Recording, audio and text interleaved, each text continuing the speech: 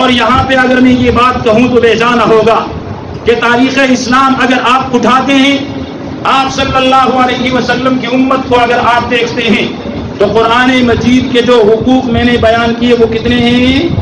بولو 5۔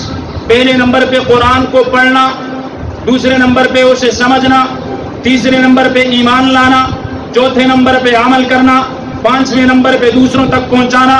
ان 5 حقوق کو اگر آپ دیکھتے ہیں، ایک جماعت ایسی جماعت ہے کہ جس نے ان 5 حقوقوں کو من و عن ادا کیا ہے، اور وہ صحابہ کرام کی جماعت ہے۔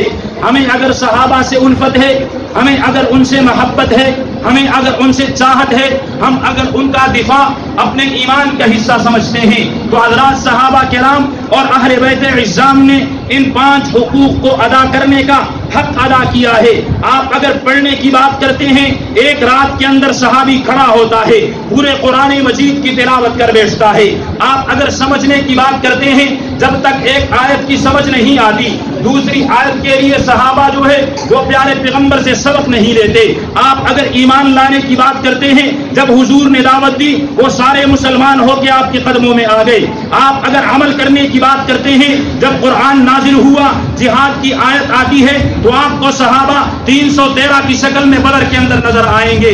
آپ کو صحابہ پیارے پیغمبر کے دفاع کے لیے احد کے اندر تیر اپنے جسموں کے اندر کھاتے ہوئے نظر آئیں گے۔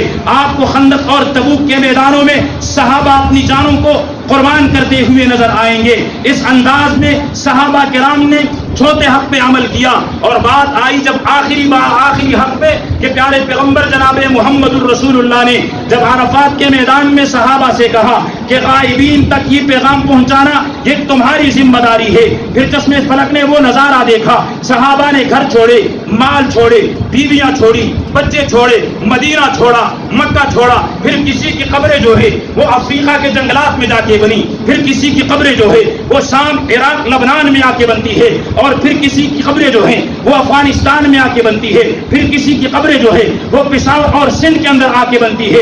انہوں نے قیامت تک آنے والے ساری امت کے لوگوں کو پیارے پیغمبر کے پیغام کو پہنچانے کا حق ادا کر دیا۔ حضور کے پیغام کو پہنچانے کا۔ آج ہمارے پاس اگر قرآن موجود ہے تو یہ صدقہ کن کا ہے؟